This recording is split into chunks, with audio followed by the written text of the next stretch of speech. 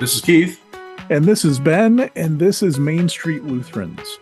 We have a wonderful, wonderful episode today. We've invited David Lose, who has a rich history in our church, to talk with us about a number of things. We'll get into that here in a little bit.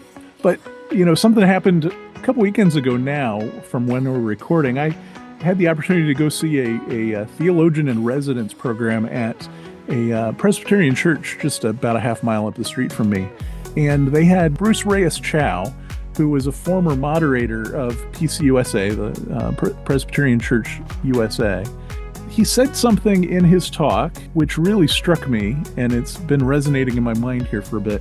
And he called his congregation Unapologetically Presbyterian. This is a mission start that he started in San Francisco. And that's been echoing in my mind a little bit. I've been thinking, what makes us unapologetically Lutheran if that's something we aim for? Yeah, I'm sure that question be answered different ways by different people. And especially, I don't know, good or bad, it might be answered differently by pastors versus by congregants. But, I'd have to say that I think what makes us unapologetically Lutheran would be based on we'd start talking about our theology. Whether it's about being saved by grace or being both saints and sinners, or the priesthood of all believers, whatever that direction that might go. But I suspect that's where Lutherans would start.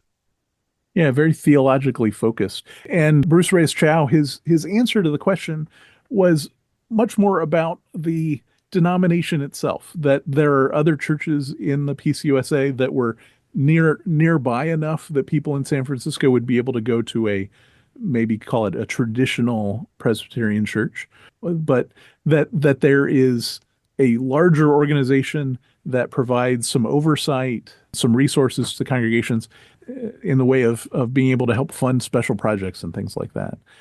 And so I actually asked this question further out. I went on Reddit, on the mainline Protestant subreddit, and asked that question. I asked, what would make your denomination, what would be unapologetically whatever your denomination is? And so there's an assortment of questions there. And, where I think we answer those questions with theology as Lutherans, I think that's just the tendency. Our catechism is full of theology. I didn't learn anything about the structure of our church or how our church council operated in our catechism classes.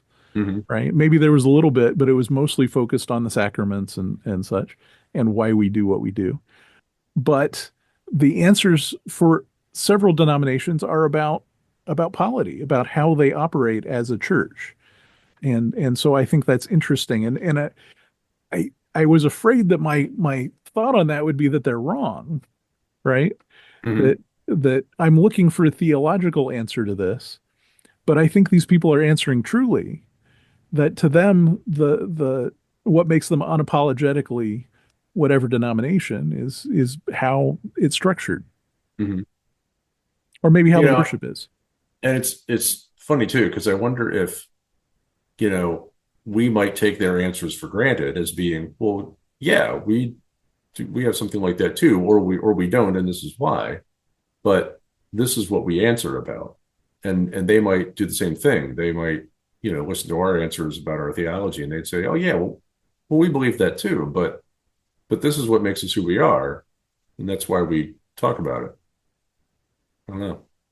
Yeah, and I think part of our conversation with Dave Daubert prior conversation here a couple of episodes ago, he mentions that it's not prescribed how our church will operate.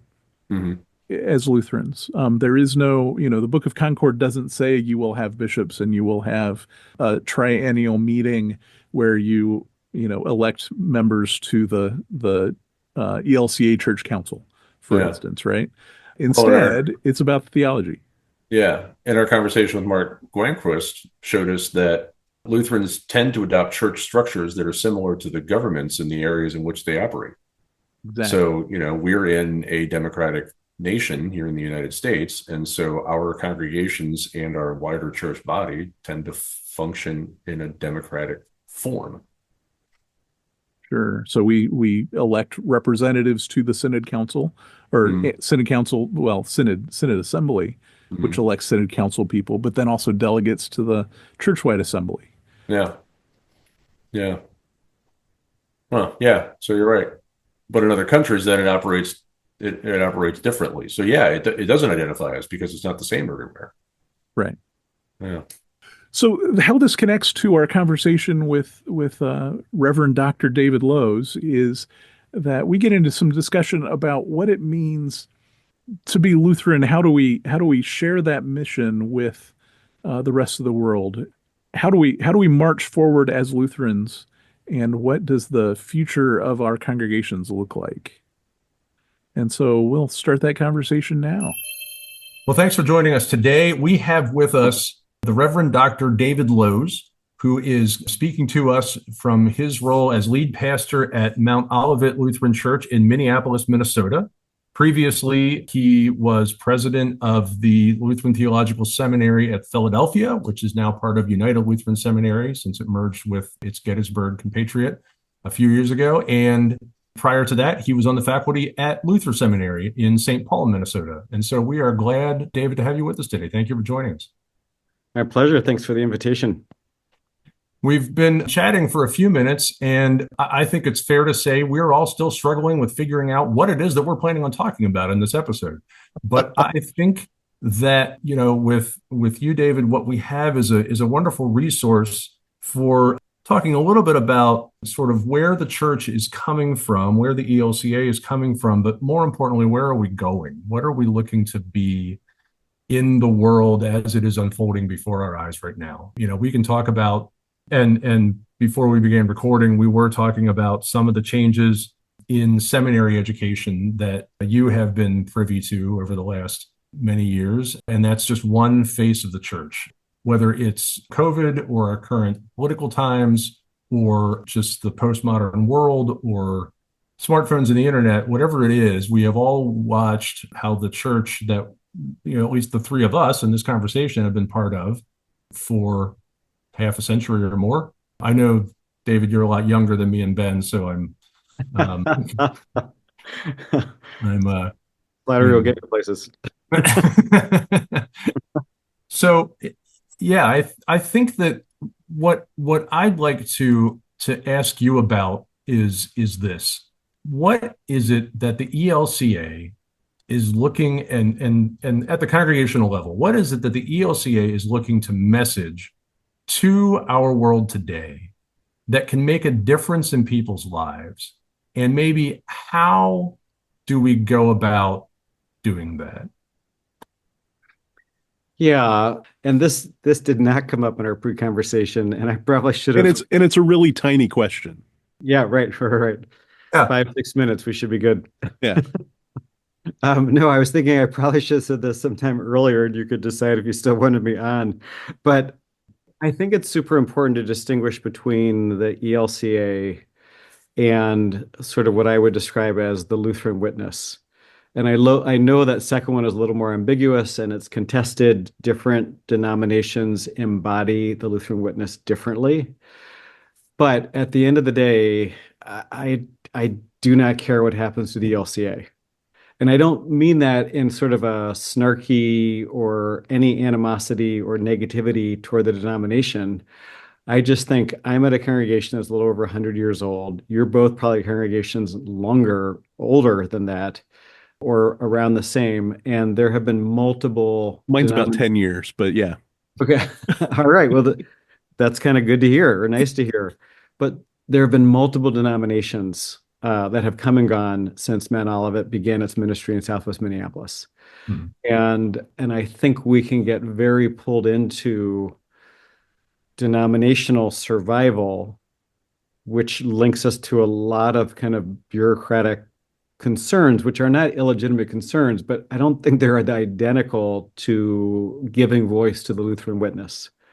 And again, I recognize the LCA represents one incarnation of that witness with which I identify strongly, liturgically, theologically, in some ways, politically, but that doesn't feel nearly as important to me as what I think is Luther's distinct understanding of what God is communicating to us in and through Jesus, his life, ministry, death, and resurrection. And so I'm far more interested at my church, my congregation, in trying to offer that up and out to them, to shape them so that they carry that into their lives, with not with the primary goal that they become evangelists to recruit others to be Lutheran, but that they live with greater integrity and fulfillment their variety of vocational callings, wherever they might be, as parent or volunteer or electrician or doctor, teacher, citizen, which is a terribly Lutheran idea, but it doesn't necessarily grow the ELCA per se. You know what I mean? Like that.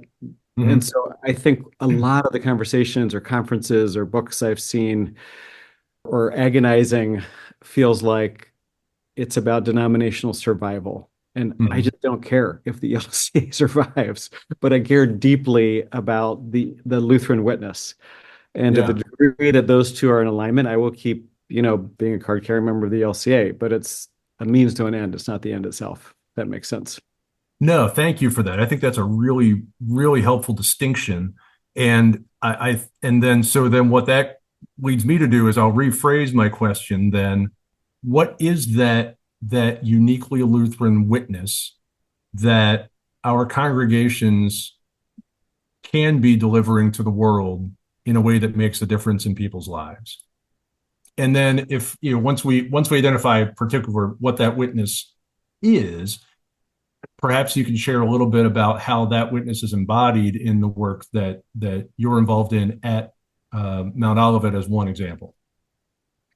Yeah, I think at its core, I would describe the Reformation not even primarily as a theological reformation or revolution. I mean, it is. Luther cares about theology, but almost at a deeper level, I think it was a reformation of the imagination. That is, how do we imagine God? What do we imagine God to be fundamentally? And I think almost everyone still in a relatively secularized culture carries around some idea of what God is like or what the ultimate is like. And if you go to church, you definitely carry that around, and you probably never think that hard or make it that conscious, but it shapes the way you think about yourself, about your church, about your neighbor, about the people around you, about what the Christian life should be. And I think Luther was inviting a different imagination about God. And that imagination is a fundamental shift from, think of the variety of images in Scripture, and they're all sort of valid, but which one is foregrounded or which one carries the most weight? So you can talk about God as, in a monarchical sense, as king or creator, and king has with it a sense of different senses of justice or laws, or what is your relationship to the monarch. You can talk about it as creator, and there's sort of elements of power that one might think about. You can talk about it as judge, and there are images of God judging the nations and Israel. And you can talk about God as parent. Jesus praying in the garden, Father Abba, Father Papa, or Paul, when the Spirit induces us to cry out, Abba. And I think that fundamental shift to a parental, gracious, loving, accepting, as what is foregrounded in Luther, with a kind of unconditional acceptance of you as you are, without needing to change or toe the line or get in shape, or even, I think it's even prior to repenting, confessing. I think that fundamental God being in front of you saying, you are enough, I accept you, I love you as you are, is the thing that we have that's most important to offer. So we're recording just after the Super Bowl, and there's a lot of talk about the "He Gets Us" commercials, which has been Super Bowl commercials for the last probably 3 or 4 years now, right? Yeah. That's the message that's in those commercials, right? Yeah. And yet our denominational reaction to it is based on who funds it, right? That's funded by evangelical, or I would say fundamentalist folks that have a very different message about God than we do. And yet they're giving the message that we would give if we had the money that we would choose to devote to spending on a Super Bowl ad instead of on a food pantry or something. I mean, $8 million is the number that's going around right now about Yeah, that. for 30 seconds. Yeah, an $8 million spot to say God gets us could feed a lot of people. And so we choose not to do that sort of thing, but they've sort of stolen our tagline. Yeah. So what do we do with that? Yeah, I'm so totally trained and conditioned to be suspicious of those commercials. And at the same time, I love those commercials. Right. I think the question would be, And I think it's worth pointing out too. I think most of us as ELCA pastors have that same reaction, but I suspect that most of the members of our congregations do not. Well, and because maybe they're not trained to be suspicious. They just love them. And folks who Right. who aren't familiar with that are listening to the podcast, the reason we say this is because the funding for that organization, at least at first, came substantially from one of the founders of Hobby Lobby and that family. Yeah. And their very public statements about religion in public life, specifically going up to the Hobby Lobby decision involving health care for their workers at the Supreme Court. And so that's the background for this, is that attaches this theme of he gets us to something that is very much in opposition to what we as Lutheran people stand for. Yeah, and a minute ago you had named it as they've grabbed our tagline. Yeah. And so I think the question for me, like, I can love that tagline and I can think that commercial gets it right, not just gets us, but gets it right. But I think as you live into the community making that invitation, I think you see very quickly, is it a tagline, or is it embodied in an authentic and genuine way that permeates the ministries? I mean, none of us do that perfectly, but pretty quickly on, I think you will discover, does that grace go further than the invitation?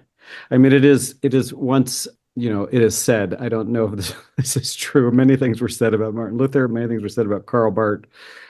Billy Graham was doing one of his evangelism tours in Germany, and someone asked, Herr Professor Barth, what did you think of Billy Graham's message? And Barth supposedly said, it sounded to me like the gospel at gunpoint.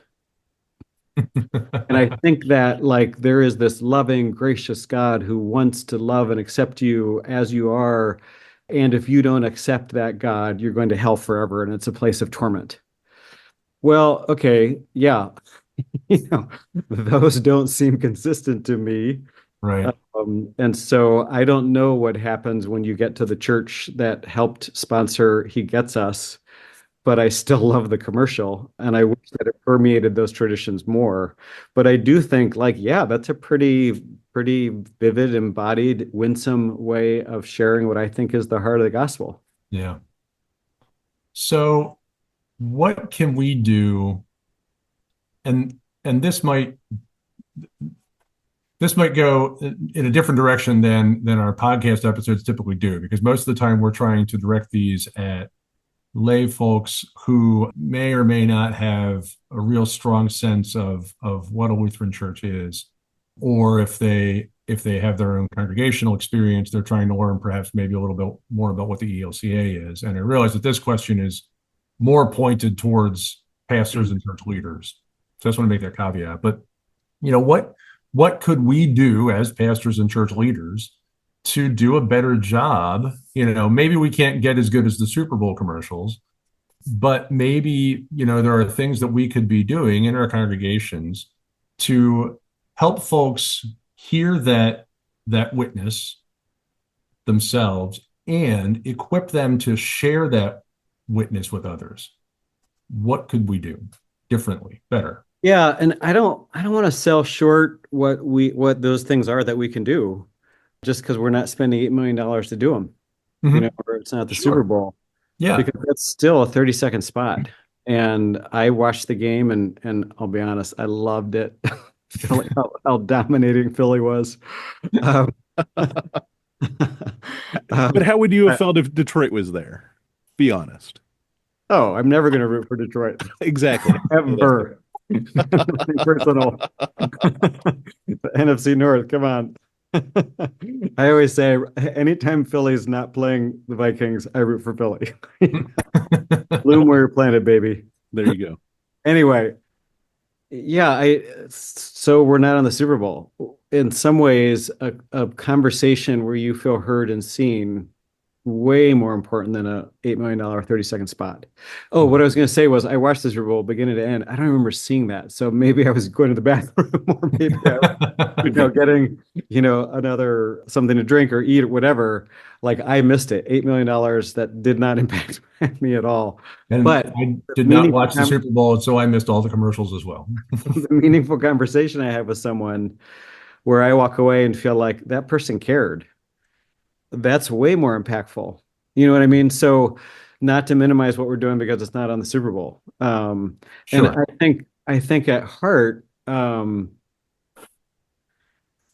two things. I think in terms of churches and ministry, I think it is relentlessly asking whatever form of ministry you are currently doing or thinking about, in what way does this communicate that gospel of love, grace, and acceptance as clearly as possible? And I think in our congregational setting, we have lots of people who know a lot about their faith and believe a lot of things, but do not necessarily understand them that well.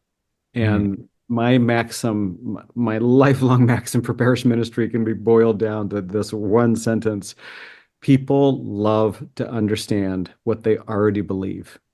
And what I mean by that is when they confess the creed, they believe it. When they sing the hymns, they believe it.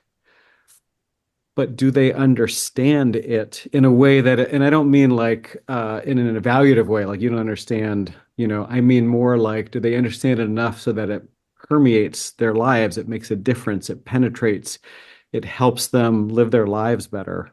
And this became super, super concrete to me really early on at Mount Olivet. It was Epiphany Sunday, happened to the Feast of Epiphany happened to fall on a Sunday. So I decided to preach a little bit more on Epiphany. And it was like a paragraph on this is what Epiphany is. This is what Epiphany celebrates. And the number of people who came out and said, that was so interesting, or that was so helpful. And I realized, oh, they've known Epiphany their whole lives long with no idea of what it might mean to them or how it might be interesting, helpful. And so now pretty much all the time, I'm just like, I think it's like if I go to a museum, like I love art, but I don't know much about art. And I will recognize painters' names, or I'll see paintings and be like, that's beautiful. But when the docent goes along or I'm on a guided tour and they explain like what's going on in the painter's life or what technique they were using or how this painting compares to this painting, I'm like, that is amazing. Right. And I think we have that opportunity in spades in biblical stories, in the hymns we sing, in our stained glass windows, and the creeds we confess, and we are about confirmation for life. Like it does not stop in 8th or 9th grade. In fact, well, maybe it does, but that's why we have so much opportunity. So that's maybe it's simple, but I just sort of like I am regularly examining what are we doing and how do I do it again in a way that helps people have that museum guided tour experience. We're like, wow, that means something new to me, different to me. And I think the beauty of that is lifelong Lutheran, recovering evangelical or Roman Catholic, or straight off the street, curious about this church, but don't know much about it. It kind of applies across the board. Yeah. And it's not dumbing it down. It is again and again getting to the existential gospel core of this thing we're talking about. Mm-hmm. And doing it with a level of kind of fun and joy. Anyway, yeah, careful that Yeah. I'll start Thank you. preaching. Oh, thank you. That's wonderful. Thank you. And so I guess to summarize that then, so the way a church, a congregation reaches out is by making sure that everyone is able to bear the witness. Well, yeah, I mean, and what would that mean? I have this tradition, this theological tradition that I have absolutely fallen in love with. Honestly, no kidding. Luther's understanding of the gospel makes it possible for me to be a Christian. There are varieties of the telling of the Christian story. That's like as charitable a way as I can describe these differences. Yeah. Um, many of which I would not want to be a Christian if that were the only version of the story I heard. Hmm. So this is a tradition that I find life-giving, life-saving. I love it. And I think the comparison of evangelism, we all get very nervous about that, in part because we're used to a tradition of evangelism, which is more or less, do you know where you're going to spend eternity? Or, something along those lines, If gospel at it's gunpoint. not that, it's a membership drive. Or, You yeah, know? yeah. Yeah. And so And I we think all in the lower Midwest, that's kind of where we're at. we get Is super nervous about that. yeah. But, you know, my folks have no trouble evangelizing about the merits of the Wild hockey team or hockey in general. They're willing to commit a whole lot to make sure their kids make the 7 or 8 year old traveling team, or we'll talk about our favorite music or our favorite books. Like we have the capacity to share about what we love. Mhm. And so I think in some ways I am interested in how can my people fall in love with this tradition the way I and a lot of my colleagues have. Like we do this because we love it. How do we help them fall in love with something that they are kind of wanting to share because it's hard not to share the stuff you love. Right. So I worry, I think more about that. How do I offer something like Bonhoeffer would describe preaching as holding up a shiny red apple that the person just wants to bite into? How do we do that rather than worrying about evangelism or equipping them to share the gospel? Or like, I just want them to fall in love with it first. And typically, when you fall in love, it's really hard not to share that Mhm. others. Yeah, and I think the flip side of that is beyond a kind of formal sharing what you have fallen in love with. How do you see? And this is like the flip side of justification is vocation. And it's one of the most widely shared theological terms, loci, whatever, like across denominations and traditions. And I think most leaders in religious traditions, we think of how important vocation is to us. We think it's at the heart of what we're preaching and teaching. And what I've discovered is that most of our people in Lutheran churches, I had a chance to do a grant when I was at Luther Seminary, run a grant, and it was across 5 different traditions. This was true across all of them. All the leaders thought this was so important at the heart of what we're doing. And our people, by and large, felt next to no sense of calling. Just Hmm. no sense that God was present, interested, involved in what they do day to day. Hmm. And it's a super easy mistake for clergy to make because our faith and our work are so intertwined, and our relationship life is so intertwined in that as well.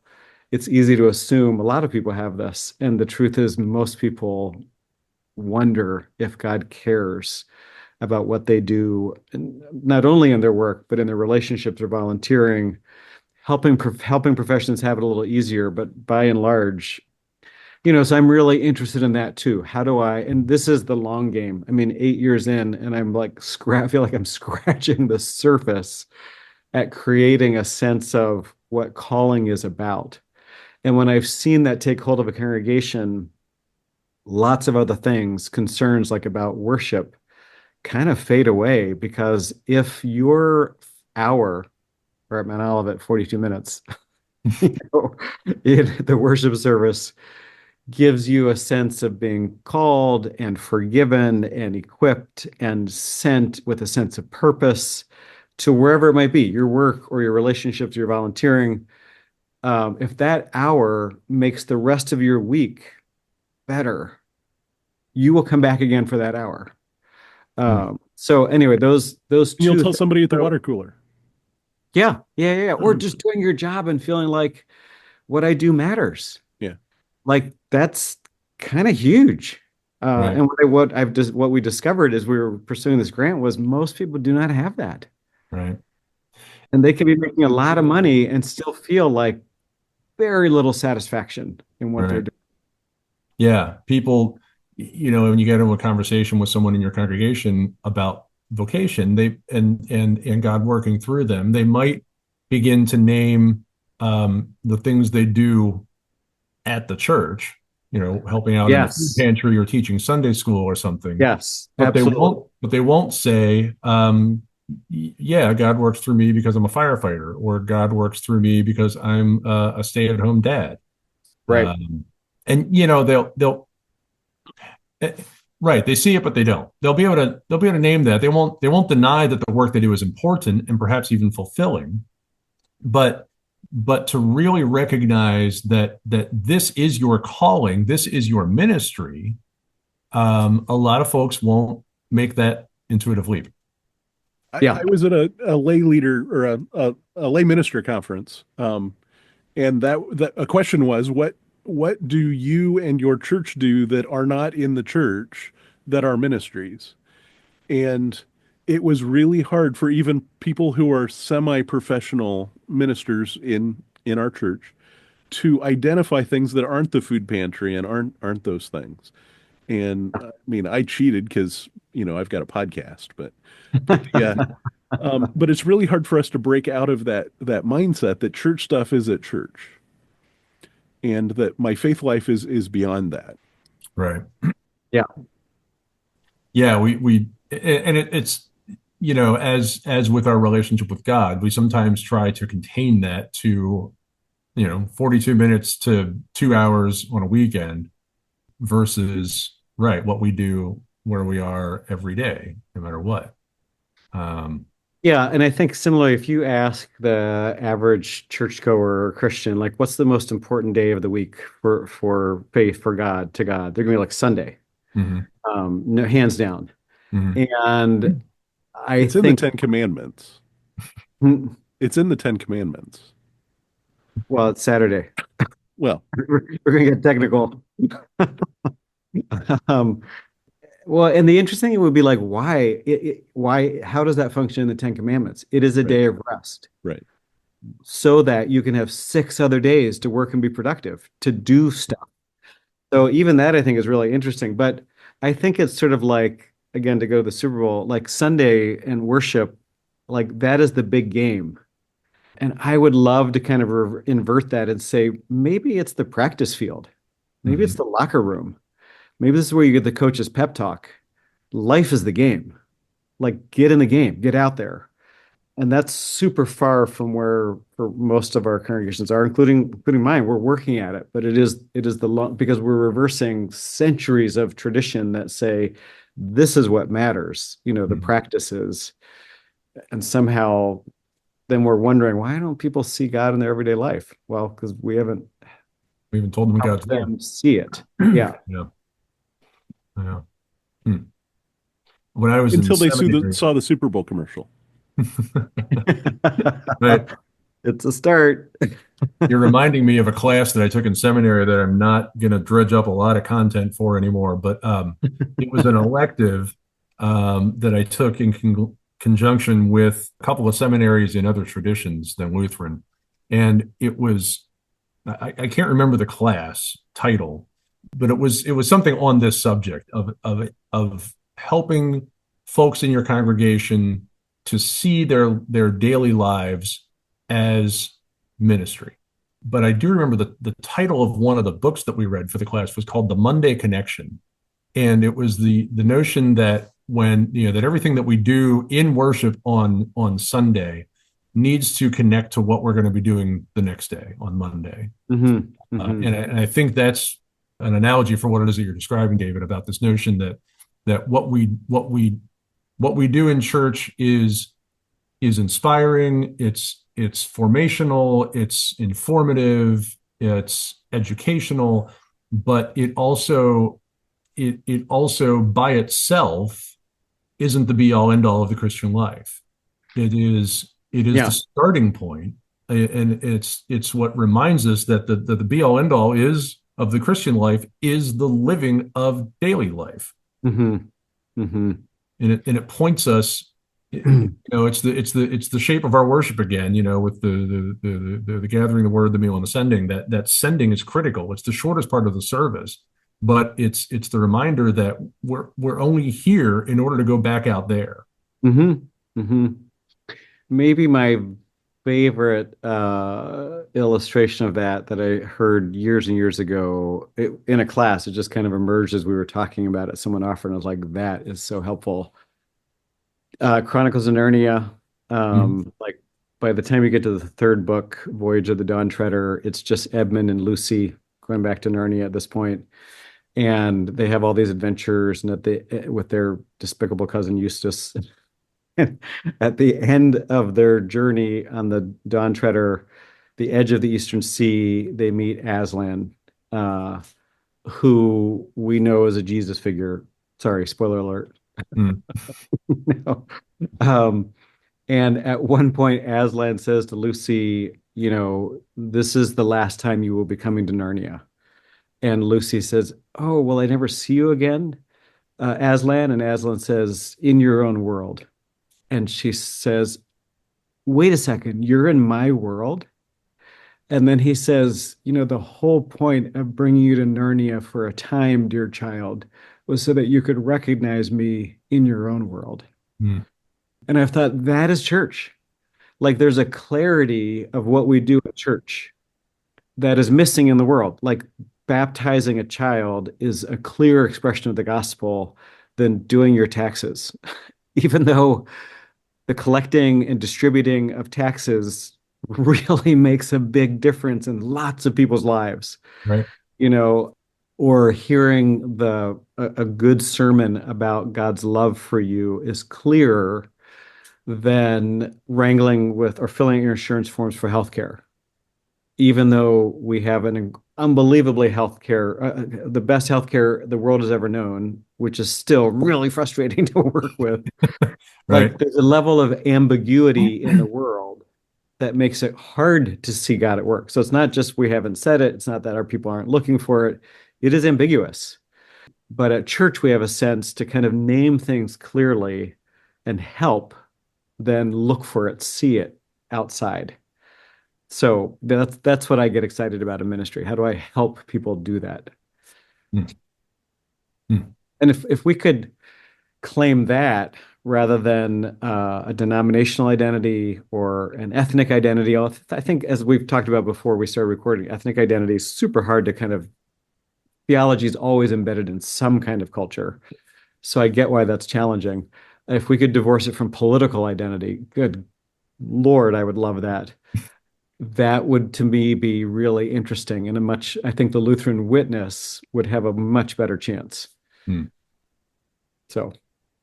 David Lowe's, thank you so very much for your time with us to record this episode. We really appreciate your insight and your willingness to just kind of engage in a conversation about, this thing that we love called the gospel, which we know is really about God's love, not ours. But thank you for this time. We're very grateful.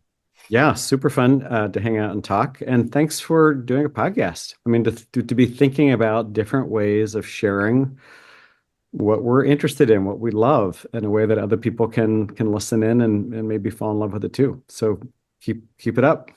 All right. Well, thanks. Thank you. Well, thanks again to the Reverend Dr. David Lowe's for joining us. Dave does indeed, as Ben mentioned in the beginning, have a broad experience as a leader in the church, as a pastor, as a college professor, as a seminary president, as a writer and theologian. And so we are grateful to have the opportunity to have chatted with him. And we'll include lots of links to his stuff in the episode notes. So go ahead and check those out. So our last episode, our catechism question was, where did the majority of Lutherans immigrate to North America from? And the correct answer, at least according to us, is Germany, Norway, and Sweden. So those Northern European countries. not Wittenberg, Wartburg, and St. Olaf, as some people might have wanted. So Right. we didn't get any answers to that. Part of that reason for that is that we are recording a bit early. We've front loaded our schedule this year, and so we haven't gotten the episode prior to this hasn't aired yet when we're recording this. But go ahead and send those answers in, and we'll count up. We're keeping a tally, don't you know? And Right. so it'll go on your leaderboard, and we'll let you know. Just email us for your point count, and we'll get it all taken care of. We will All still right. give you a shout out. That's right. So for this episode, again, because our recording schedule is a little bit different, we weren't quite sure where to go with this one. So we picked a question based on the lectionary readings for the weekend that this episode is going to air. So that's coming out on March 29th, which is, of course, the day before March 30th, which is this year, the fourth Sunday in Advent. Advent. Fourth Sunday in Lent, excuse me.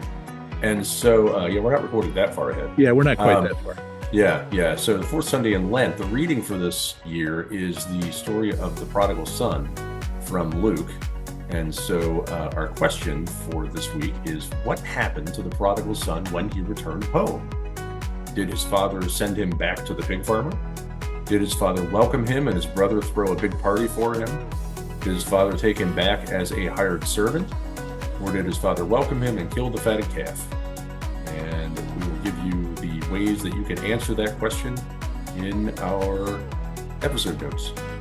Yes, indeed. Main Street Lutherans is hosted by Keith Fair and Ben Fote. The show is produced by Fote Media Productions. You can find all our contact information, links, and a transcript in the episode notes. So go ahead and check those out. Until next time, go in peace. Serve the Lord. Thanks be to God. Ta-da.